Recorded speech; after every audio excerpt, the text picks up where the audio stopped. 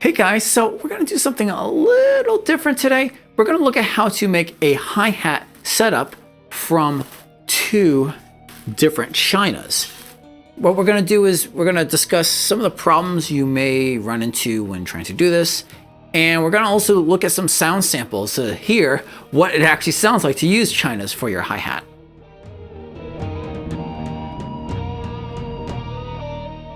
So just some quick background on this. I've been using these two Chinas as a stack off to my left for a good number of years now. I have a specialized remote fixed hi-hat adapter that actually holds this in place for me. I go into great detail on how the stack setup works in a different video. You'll find a link to that in the description below. So I got asked just the other day by another user on this platform, I am, is, and isn't. I got asked about, hey, what about using your stack cymbals on a traditional hi-hat stand or maybe a remote hi-hat stand? What about actually using them as hi-hats instead of as a stack? So let's discuss some of the slight issues you might run into trying to use this on a traditional stand instead of that specialized adapter thing that I have. Now, as you can see here, the bottom cymbal, or in my case, the bottom China, is actually locked into place. Just how on your normal hi-hat stand, normally it's the clutch has the top hi-hat locked in, but the bottom one is sitting there freely. Well, here on the stack, both the top and the bottom get locked into place. So that holds the bottom one pretty tight. And this is actually really important for my stack setup because, as you can see, I have a pretty severe angle that this is sitting at. And if it wasn't locked in, it would droop way down on me. Now, with the top hat also kind of locked in and pushed tight against the bottom stack, the whole thing is actually pretty rigid. So even though it's really big, it's actually fairly easy for me to play on. Now coming to the hi-hat stand, again, there's nothing locking that bottom cymbal in. So first of all, you're going to want to make sure if you're using like a remote hi-hat stand, make sure that that's set up pretty well straight up and down.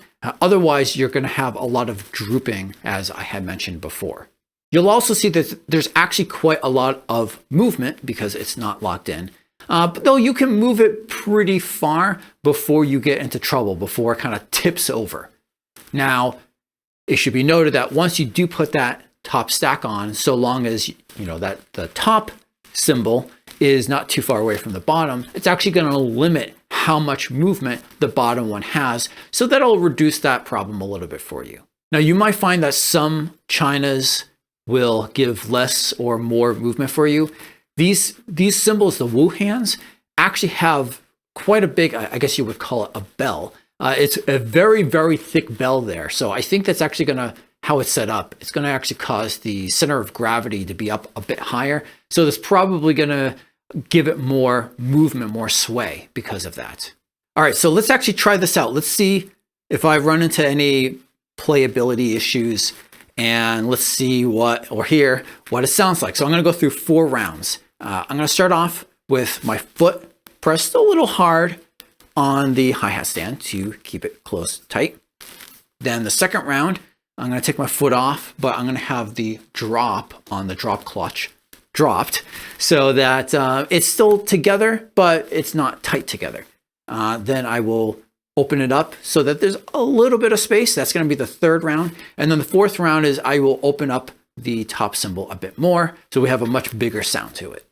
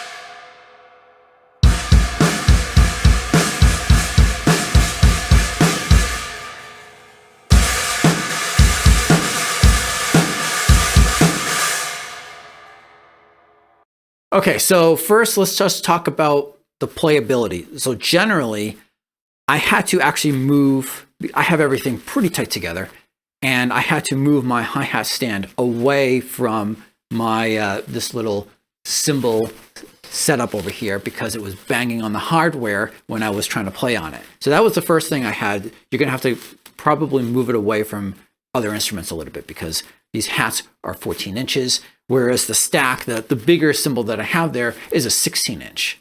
The next thing is that it's actually, I felt like it was a little too close to me. So I had to already move it a little bit this way, but then it was a little closer as a result. So if I were to do this for real, I'd have to find a little bit of a better way of just getting it a little bit further away from me. As you probably saw on some of those shots, when I was trying to come up onto the hi-hat, I was kind of playing a little awkward.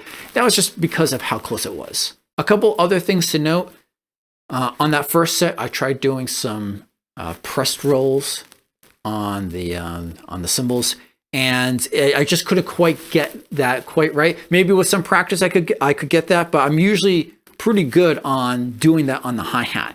Now the two hi-hat cymbals are usually pretty tight when I'm doing that, and I couldn't quite get it tight enough, and I think that was then there was too much movement on the stack, and it was just impeding my ability to do press rolls. So if you're doing this, I'm guessing you're probably not going to be doing too much intricate work.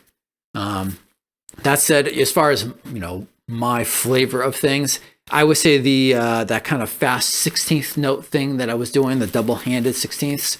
I thought that was a little too much, especially when it was opened up a lot more. It's just like too much noise for that speed. I felt that it excelled a little bit more at that slower tempo. It just maybe straight eighths, or even like maybe just straight quarter notes that the stack would do better, especially as it gets opened up more. Okay, so the sound, well, obviously it's an extremely trashy sound. So if you don't like trashy, then you're not going to like this. But if you are big into trashy, then this may be your thing. Of course, in addition to it being a trashy sound, it is also a much lower pitch than your typical hi-hat setup. Now, that's probably in part due to weight. These Chinas, I'm guessing, are much thinner than my new beat a Zildjian hi-hats.